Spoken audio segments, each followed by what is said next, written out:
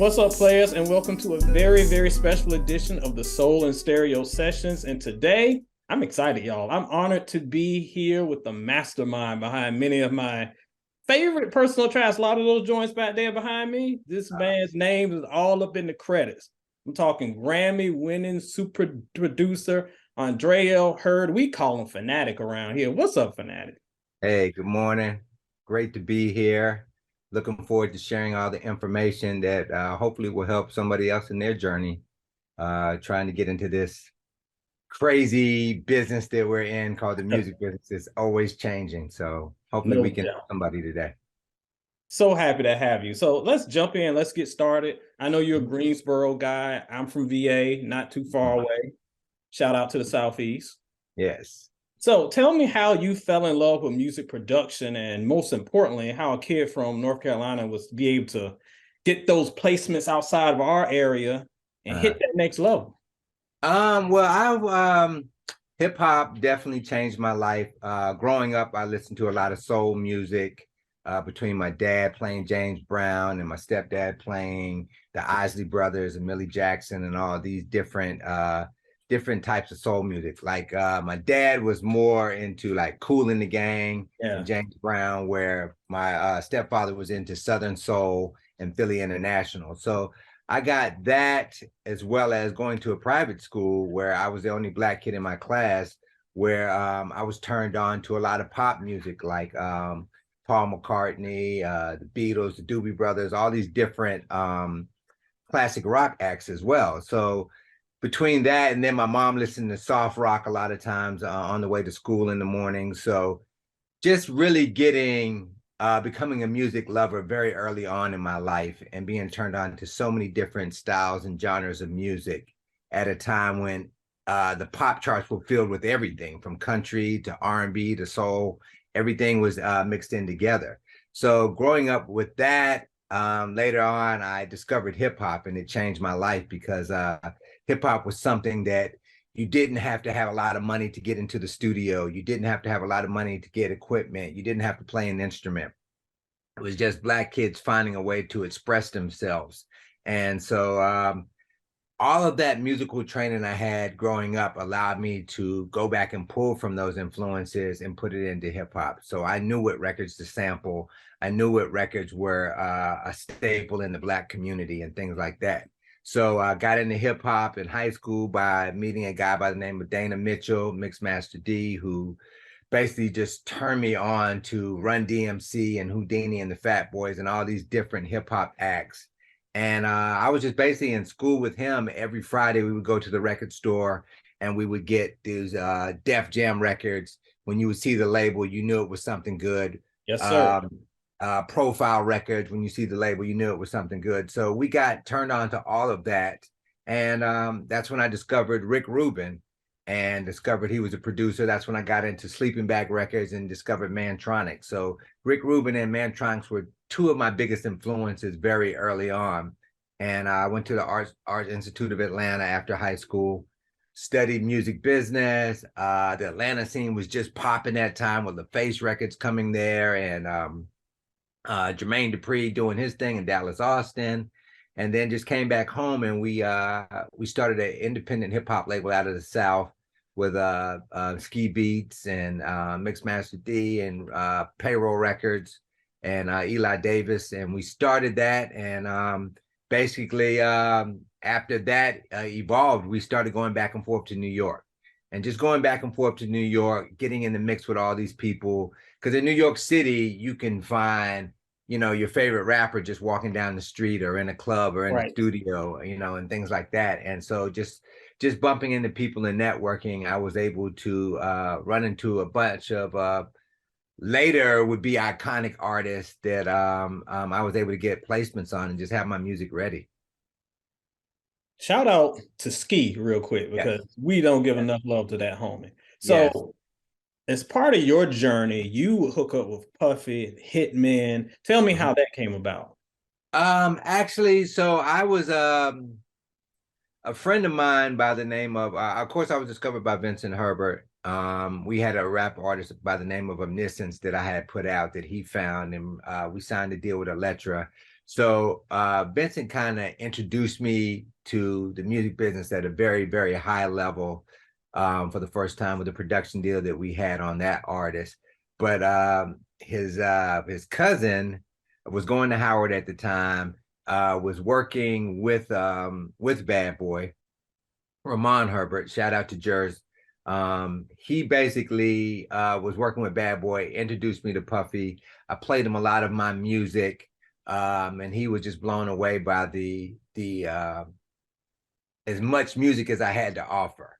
You know, I'm not saying that he necessarily heard a hit track that I played him, but I just had so much music that I was playing him at the time. He saw the work ethic, he saw the talent and the music that I had at the time, and he just knew it was just a matter of me connecting with his Hitman team to produce a record for some of the artists that they had on the Bad Boy roster. So I played in my music. Next thing I know, I did a record on Biggie. I did a record on Mase with Blackstreet. And that was like the first time I had ever really collaborated with a team of producers to make music. Before that, I was making all the music myself, but now you would have Mario Winans come in and add things to the music. You would have different songwriters that you would be working with on the records, and different producers within the Hitman camp that would work on the records with you. So that was the first time I really learned about collaborating with other producers and other songwriters and musicians. And that's when I learned that everybody has something that they can add to the final product that maybe you weren't thinking about when you were producing, and it took it to a whole nother level. And that's why they were so successful, because they had a team of producers like a factory working on every record that they were doing. Now, that's a great point that you brought up that I wanted to mention, because those Hitman sessions are so legendary in lore about how y'all came together. You coming from a place of being a producer just from yourself, was it hard to come into this place and have all this collaboration? Was it able to, like, were you like, no, I don't like what this dude doing, he messing up my beat? Well, basically I had to trust their track record. Bad Boy was so hot at the time. They were on every remix that was possibly out there. Every artist that put a record out usually had to get a Bad Boy remix, and you could Yes, be in the sir. parties. And when you're in these parties, they would go into a Bad Boy moment in these parties that would last for about 2 hours, where they're just playing back-to-back hit records by Bad Boy. So I trusted, Puffy's ear and what they were doing, and I loved that sound of what they were doing. And so a lot of times I would come in the studio and lay the track down, and then you would come back and you would hear the final product, and it would be, I wouldn't say 100% totally different than what you imagined, but you could hear that the song went from just a beat to the next level. And you would hear certain things that they would add to it. They were signature to the Bad Boy sound that lifted your track up to the next level. So that's what I really loved about it more than anything, is that they were teaching me how to make full songs, so that when you play these records up against all these other records that are on the radio or that are hit records, it stands up sonically. And so I was just hearing and learning those things so that I could incorporate those things myself outside of Bad Boy when I would produce other records, just making sure that sonically it had all those elements in it that made it full. So it just went from a beat to an actual record. Right. And man, you touched on something, that Bad Boy remix era. I miss it Yeah. so much. From your perspective, what do you think makes a dope remix? Because to me, like, Yeah. there's a difference between a straight up remix and you just Mm, throw a guest verse on the hook. Like, to me, uh, that's something. But a right. remix, Puff was doing and y'all were doing at that time, was something special. What's the element of a good remix? Well, they were just stripping everything down to just the vocals and brand new production behind it. So it gave it a whole different feel than the original record. And a lot of times what they would use would be like they would use popular loops that were like big records within the Black community, like Before I Let Go, or things like that were staples in the Black community. So these were records, a lot of times the DJs were already playing the original records in the party. So now you're hearing the vocals on top of it. And all that started from having that acapella, the DJ having the acapella, the DJ having the original record, and playing those things together and mixing them. And you would be in the parties and you would hear these mixes in the parties and on the mixtapes. And so Puffy was just smart enough to take that into the studio and tighten it up and add a little bit more to it. So those remixes had a whole different identity, a whole different sound. A lot of times the remixes were way bigger than the original record. You think about the Christopher Williams record. That remix was so big, and the Mary J. Blige, The Real Love record was so big, the remixes, you almost forgot about the original records. And a lot of times that happened with a lot of these bad boy remixes. It was so funny in that era because you would cop an album thinking Mm. that the track that you've been hearing on the radio Right, would be on the right, album, and it right, wasn't there. You had to cop right. a single. Y'all, Right, and that's how they sold a lot of records too, is because yeah. when the record would stall, they would go back and reissue the record or the CD and put the remix on there, which made people go back and buy it again to get the full version with those remixes on there. And I know that happened with Gina Thompson, Yep. that Bad Boy remix with Missy on it, just being introduced like almost for the first time on that record. You almost, when you bought the album and it wasn't on there, you had to go back and you had to put it back out again with that remix on there. We had to cop that $4.99 Max's single. I know about Exactly. Which that's what happened with the Crush on You record, because the original version of the Crush on You record I produced, Little C's was the only one rapping on the album version, which was supposed to introduce him as a solo artist through Lil Kim's album.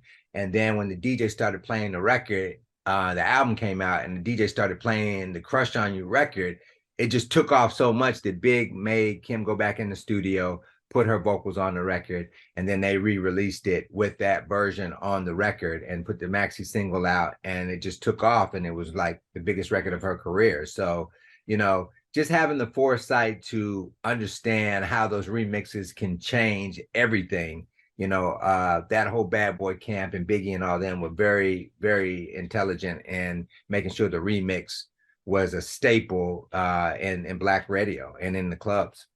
Well, you touched on what I really wanted to get to. One of my favorite songs of all time. If you're familiar with his channel, you know it. Crush on You, love it Yeah. to death from Oh, day thank one. you.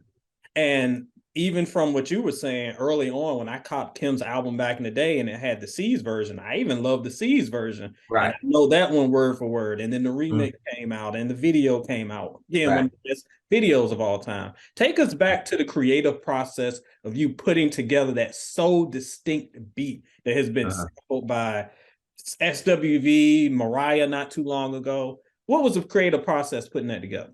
At the time, Tribe Called Quest was big, and they were sampling a lot of jazz records. And so there was a music store in Greensboro by the name of Collectibles that I used to buy my records from, and I would go there every Saturday, spend about $50, and just study all the jazz section. So what it was, there was a label called CTI at the time. Creed Taylor had this label that had all these jazz greats on it. And when you would look at the who's playing on these records, it was just like a who's who of superstars that were playing and collaborating on these records. So it might be Bob James and Hubert Laws or Freddie Hubbard, or he would just have all of these great jazz greats playing on one record. So I would look at that and then go get their solo albums, and I would see the same lineup of just superstars all collaborating on these records.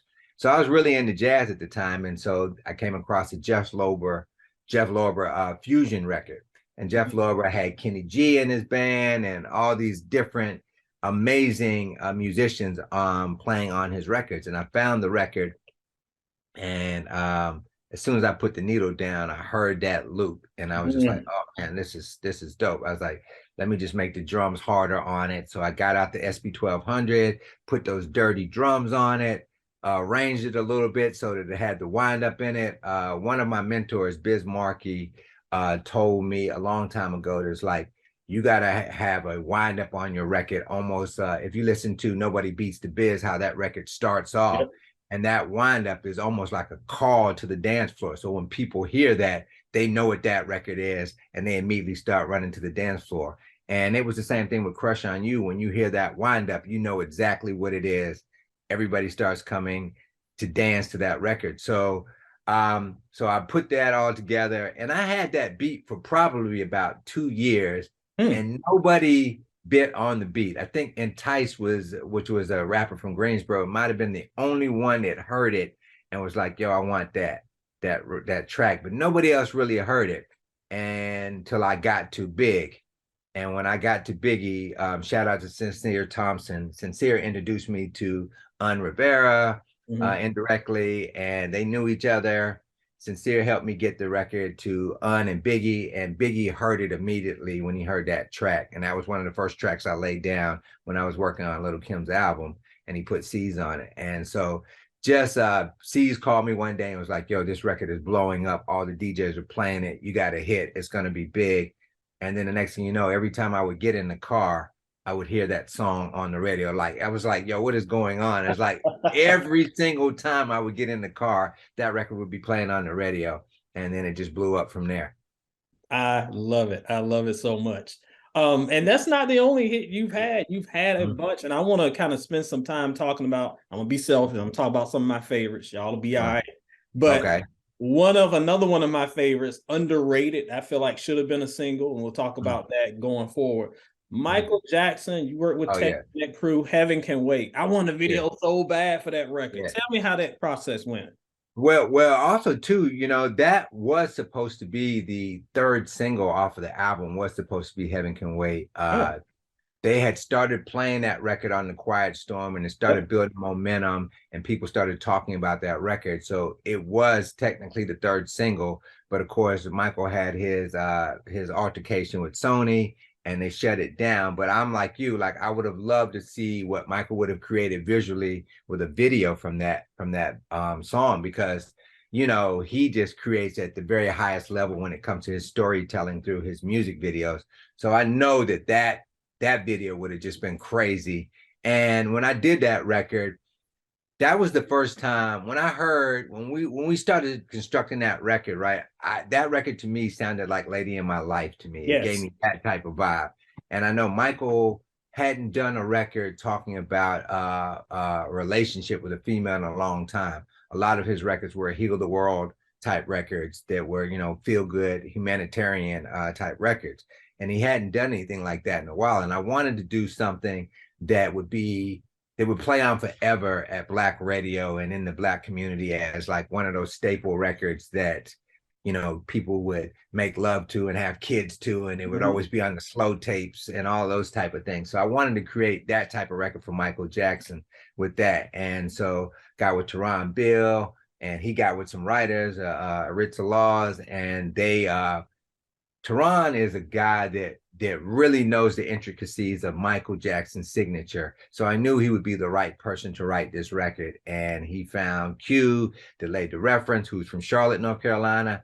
And Kenny Quiller helped us get the record to Teddy Riley. And 2 weeks later, I'm standing in front of Michael Jackson like this and having a conversation with a guy that I grew up on Michael Jackson. And so I never in a million years thought I would be working with him. I never thought in a million years I would be having a conversation with him about the music, where we're like, it's not just hi and shaking your hand and walking off. You're actually having a conversation with him. You're seeing him in his creative process of how he's approaching the record vocally and all of these different things. So it was just a very surreal moment, and something that I'll never forget. Michael is just such a master. How was watching this master at work and his creative process? Were you able to sit there and kind of feel how he feels his way through these records? Yes, because the thing about him is when he came in, he spent 2 hours doing vocal exercises in the back, which I've never seen that before. You know, when we work with a lot of these younger artists, we don't really see that process. And I'm pretty sure that was something that he learned working with Motown, working with Gamble and Huff, just his whole process of warming up before he even goes in the booth to lay a note. So he warmed up for like 2 hours. And then when it was time to actually record, he only sang for like 30 minutes. And most people, you know, they record vocals for hours in the studio. I've seen Terry Robinson record vocals for hours in the studio. Michael Jackson came in there, and you know, they all have their different creative process and how they approach that, you know, but for him, what he was trying to achieve vocally, I think that he just wanted to make sure his vocals were fresh at every part of the song. So he came in the first day and laid the chorus. Then he came in the second day and laid the verse. And then, you know, in the second verse, it rises to the big note before the chorus again. So he waited another day to do that. So it was multiple days that he was laying vocals on this record to make sure it was precise. And he's such a perfectionist when he's recording. Man, that perfection just, I mean, Yeah. you can hear it through the track. Yeah, But yeah, definitely. one other big artist that you really had a hand with forming her debut project was Beyonce. I know you had a hand in Speechless, led to that win for you. Tell me how that came about. That's also really just 6 degrees of separation. I was in Atlanta working on a Boys and Men record. I was working on a Boys and Men record. Dave Pensado was mixing, and if you know Dave, he always has people come by the studio and visit with him during his sessions. Right. And so a girl came by that happened to go to the Art Institute of Atlanta as well. And so we struck up a conversation, and she just happened to be working with Matthew Knowles and Beyonce. She was like, "Hey, you want to submit a track for Beyonce's new album? She's doing a solo record." And so I was like, sure. So I just gave her some things that I felt like this is where she should go, you know. Right. And I had no idea of the direction of the album or what they were trying to do. Wasn't basing it off of what she had already previously done with Destiny's Child. I just thought of what signature to my sound and what I do that I could place on her. And at the time, I was doing a lot of real soulful stuff. I was really heavily influenced by the Ozzy Brothers at that time, listening to a lot of Ozzy Brothers records and what Ernie Ozzy was doing, listening to a lot of Jimi Hendrix at the time. So I just really wanted to create something listen to a lot of D'Angelo at the time as well. And so I just wanted to take all of those influences of great artists that I was in love with and mix this sound that I was creating at the time. And I thought it would be a great introduction for her. And the record was just very slow and sexy. It was erotic type thing. I was really into like these erotic ballads at the time because I was driving back and forth from North Carolina to New York to see my family.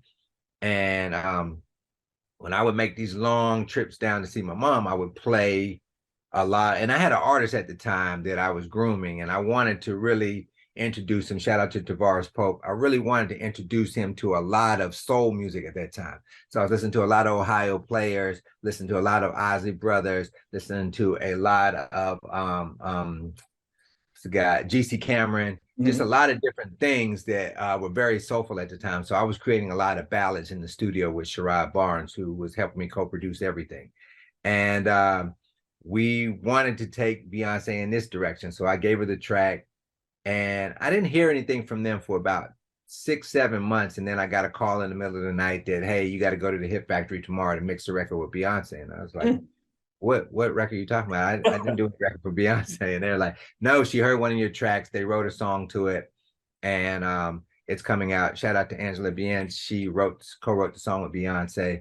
And when I heard it, it was almost like I was in the room with them when they were writing, because exactly what I was trying to interpret with the feeling and the vibe musically, they picked up on and were able to write this really erotic ballad, which was the first time Beyonce had really been talking about it's the first time she ever talked about an erotic encounter with a guy. Yeah. She had never done that before. It was just love songs before that. And so this was like a really sexual, erotic ballad that she had done. And it was a great introduction of basically introducing her from, teen to a woman.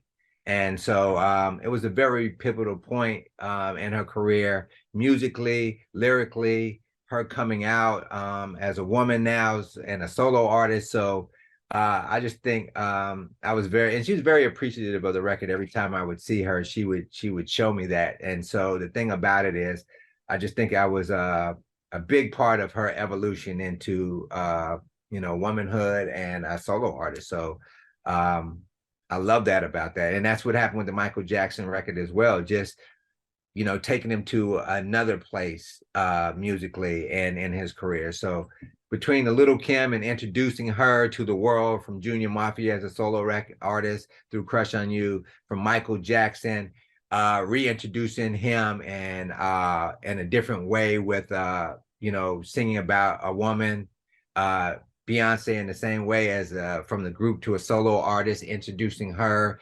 and this new expression that she has as a woman. All of those were very pivotal points in their career. And I'm just happy that I was able to be a part of the journey. Man, and we are happy for the music that you put out. You've been a part of so many different moments of music. And I bet Mhm. some that we don't even know about. Are there some songs either from the Hitman days or just in your vault that you have Mhm. that you are like, this is a hit and no one knows about this hit? Did anyone record any hits that just did not get out there? Well, of course, a lot of artists, with the politics and the things that happen in your career, a lot of times, a lot of those great records never really make it off of your hard drive, or they never Mhm. make it out of the studio.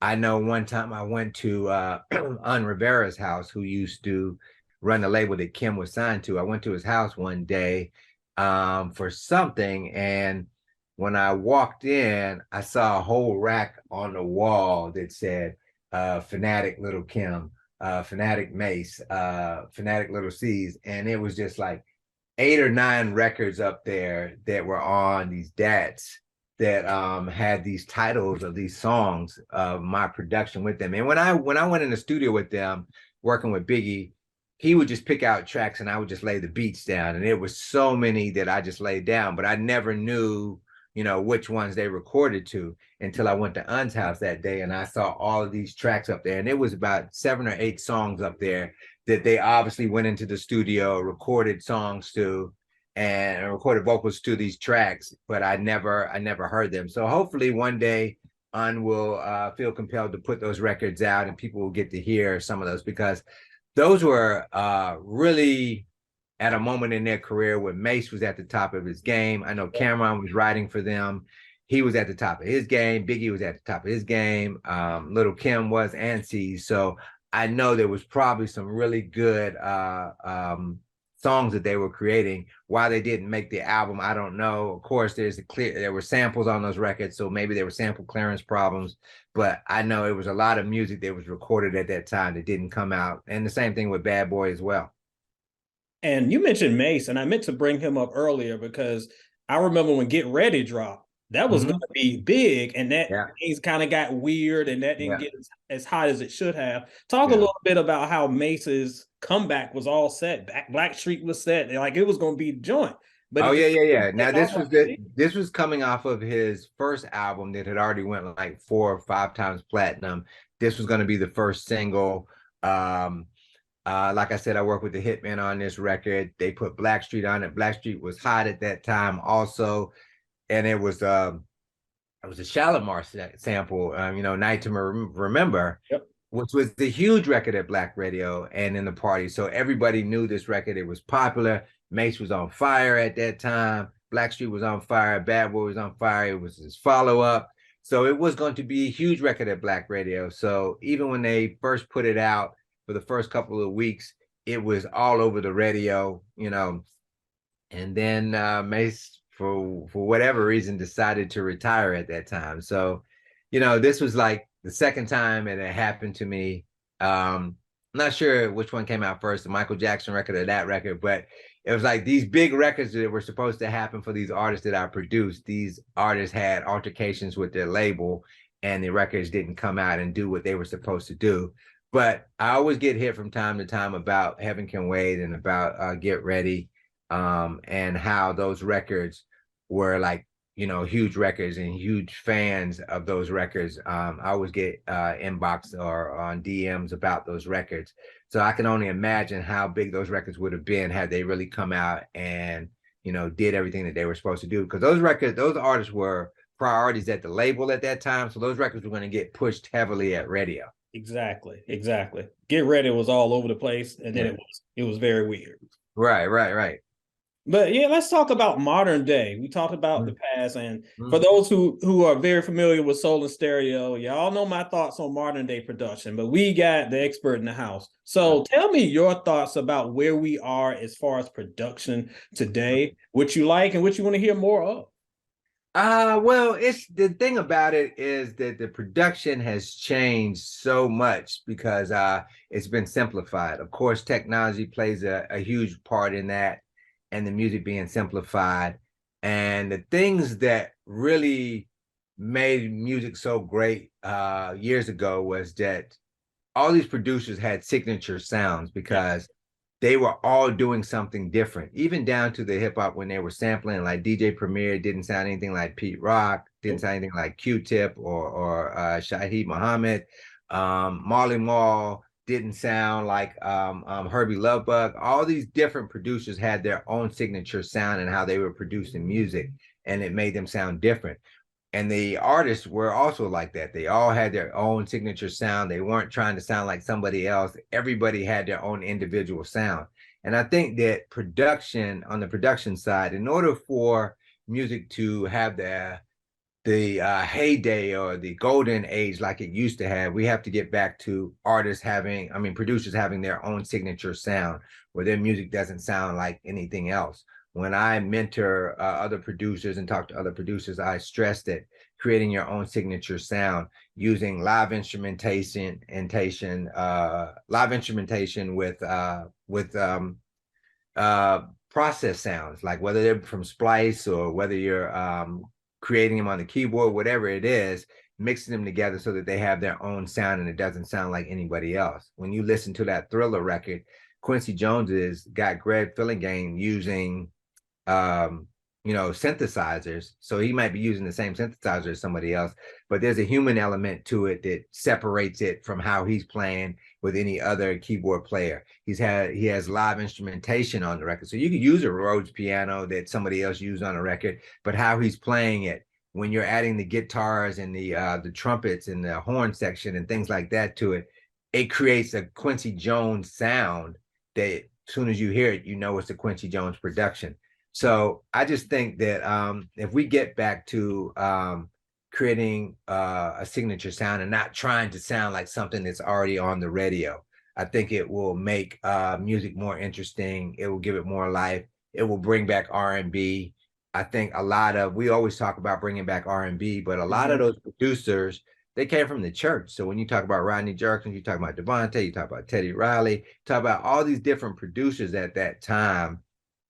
They are very musical because they spent so much time in the church, playing in the church band and the choir, singing, all these different things.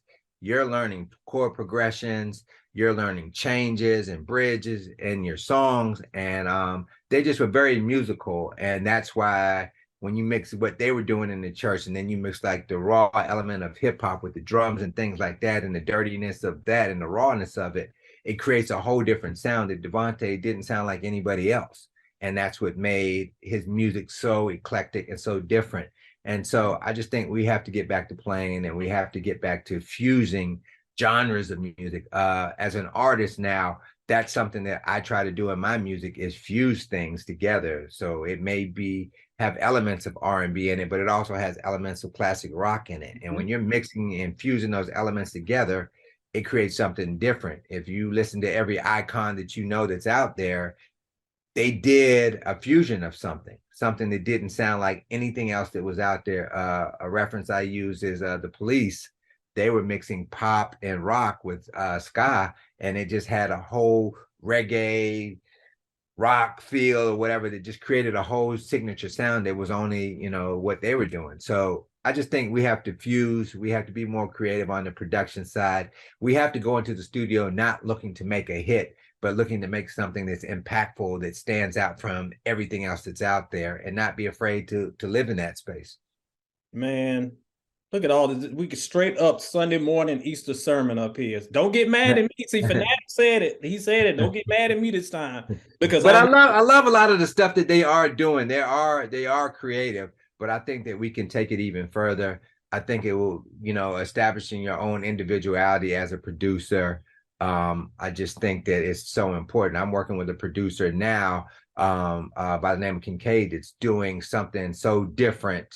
It's just like, and it's a female producer, and she's doing something so different in her intros, to her bridges, to her tempo changes, things that we haven't seen in a very long time. But she studies. So when you study music, past and present, you can pick up on all those different things and put them into your own music. So I mean, I'm learning from her, and I'm learning from a lot of these younger producers as well, different things that they're doing, but I'm just mixing it all up into what I'm doing that's giving it something different.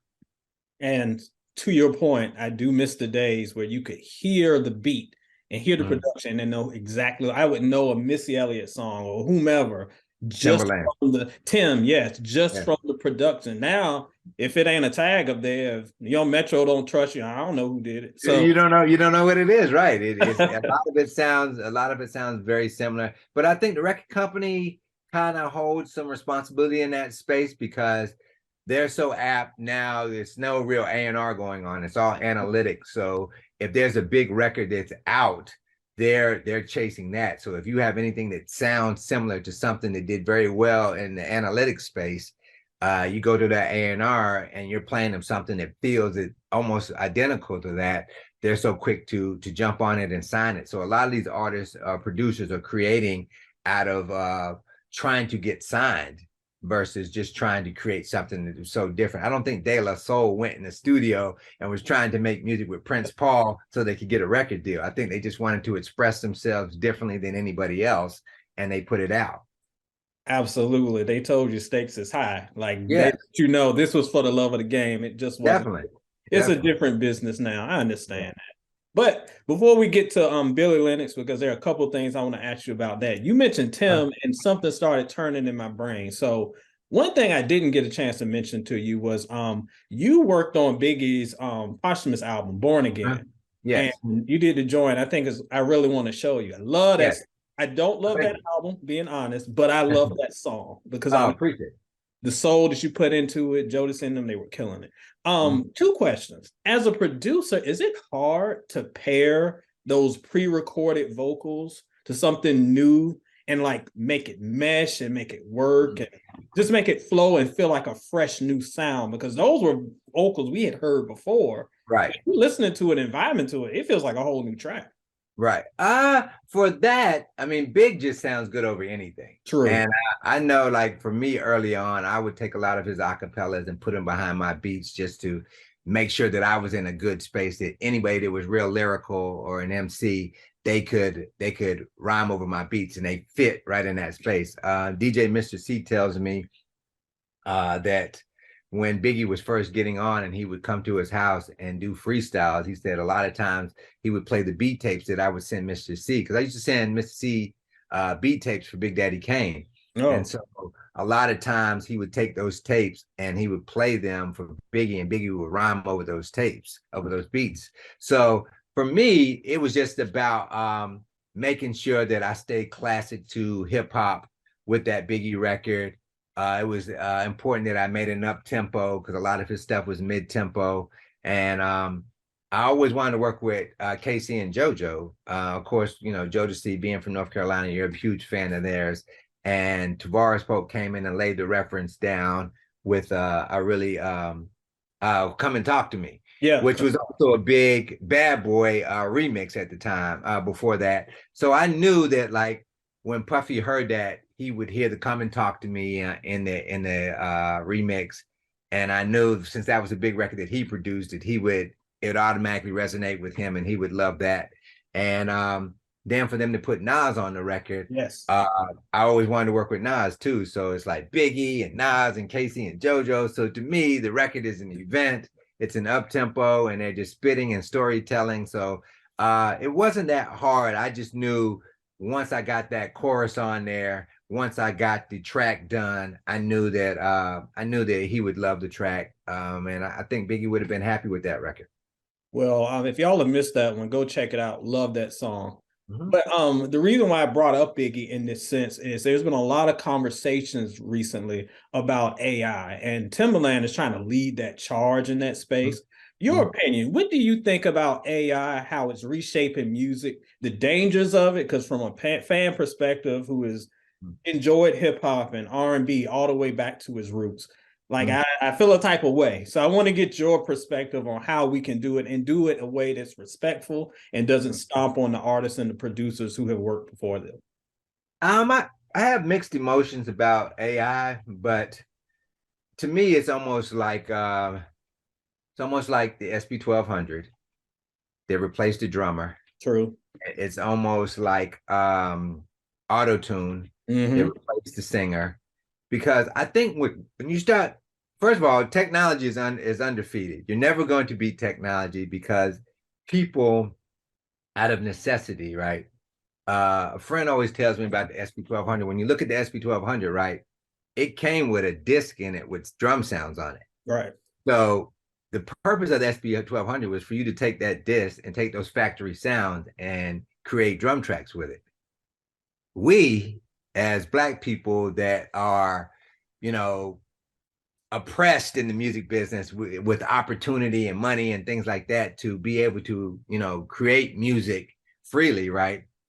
We always find a way how to use it to our advantage. So we took the SP1200, we started taking those 12 seconds, speeding up the record and sampling the popular loop in there. So it does. So we're using the samples instead of using them for drums, we're using them to put music in there. Right. So we got the music in there and the drums in there, and we're making a whole record on the SP1200, which was initially just made to make drum tracks so you could play behind it.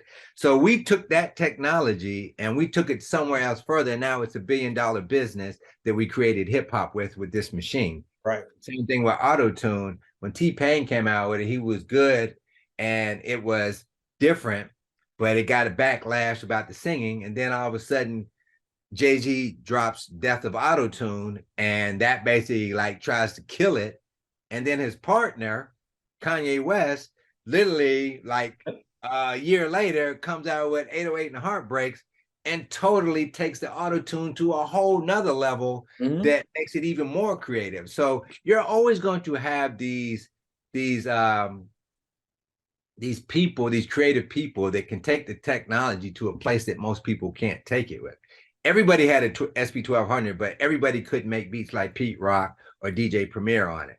So you're always going to have somebody that can take the technology into a whole different creative space that it changes everything and creates the new wave of where you want to go with it.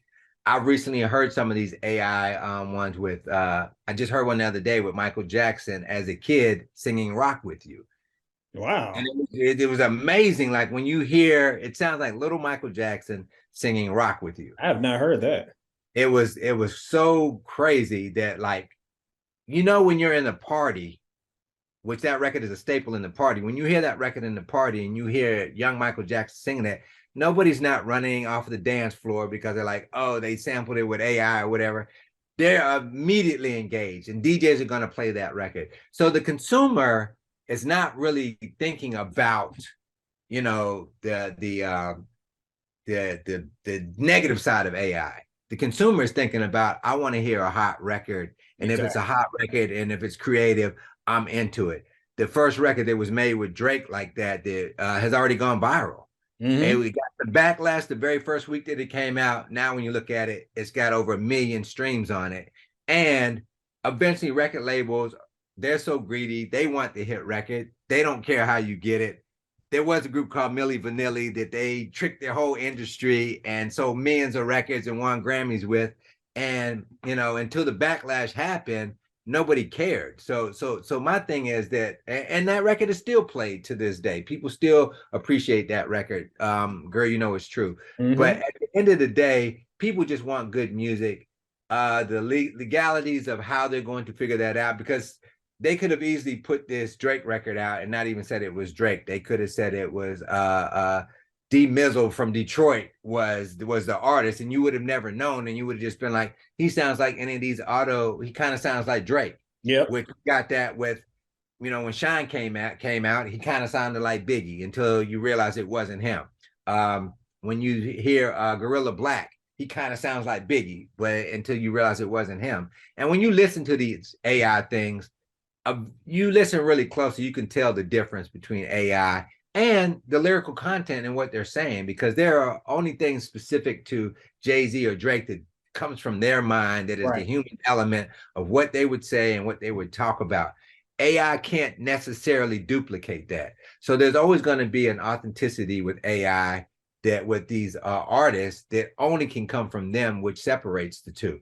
But I just say, until they figure this out, I welcome people to get creative with it, because you're going to hear, somebody's going to create a hit record with AI that is going to be undeniable, and people are they just want good music. So, let the labels and the publishing companies figure it out.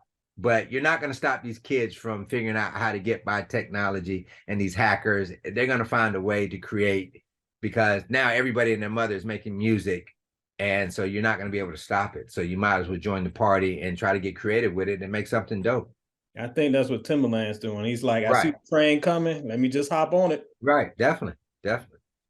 So I did want to spend a little bit of time. I know our time is short, but I want to talk about Billie Lennox. Tell us what Yeah. you got cooking there. What's the inspiration behind it? I've been listening to the tracks all week. Uh, Let me know your inspiration for that.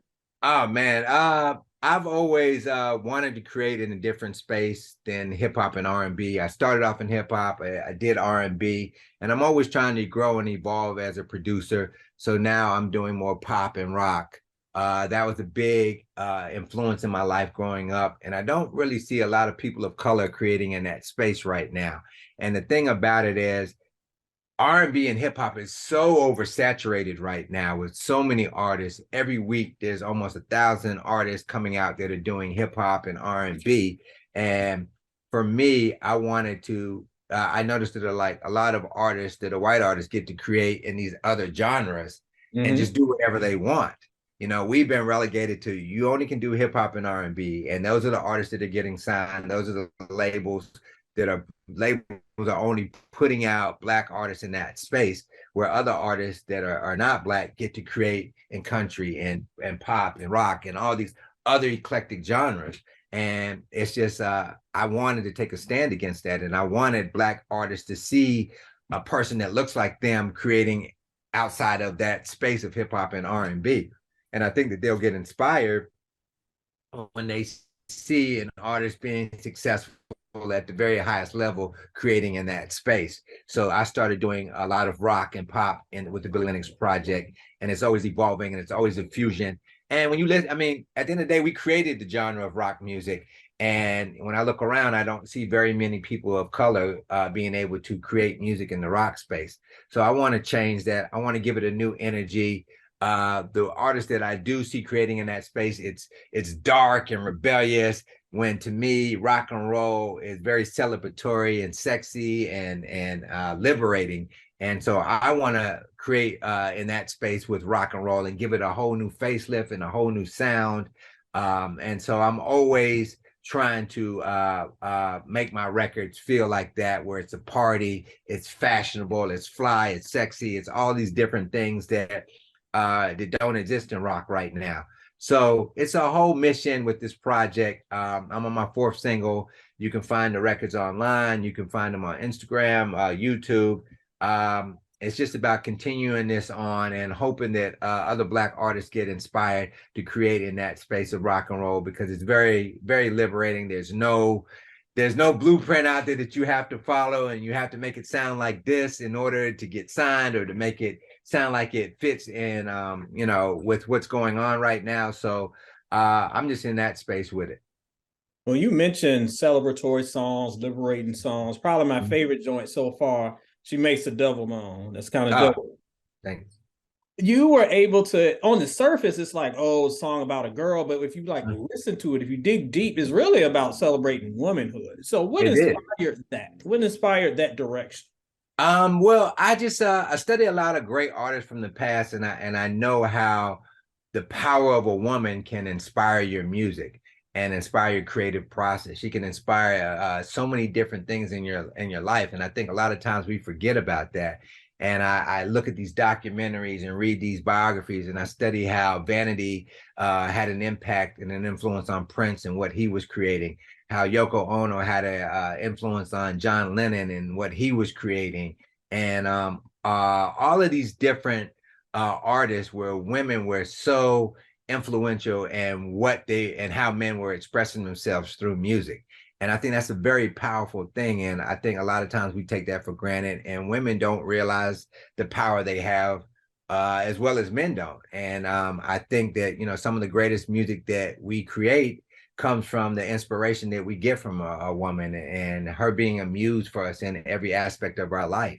And so that's what I wanted to write about. And, you know, I wanted to use symbolism and metaphors to express that. So on the surface, it feels like one thing, but on the other hand, it's more about how this woman was just so amazing that she made me talk about this and talk about that and just express myself freely on this record. And so you know, it's raw, it feels like the Black Keys almost with the guitar riffs and things like that. So all these different things are coming out. And when you look at the video, which is there's messaging in the video, there's all this fashion, there's sexuality, there's decadence, it's all of these things that are in there. And I think a woman can evoke all of those things in a man. So dope. Fanatic, so happy we made it happen. Yes. So happy to have you on. Tell my people where they can find you.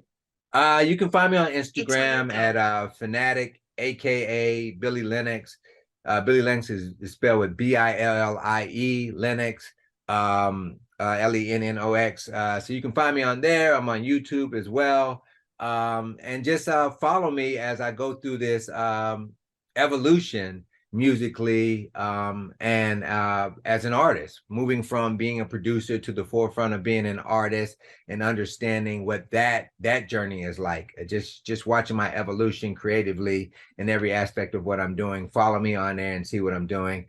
And I want to thank you for this opportunity to share my journey. Hopefully our conversation sparks some things in some other people, and people want to join this this ride of just creating freely. I'm all about creating freely and expressing yourself freely, and hopefully our conversation will provoke that in some producers and artists that are out there.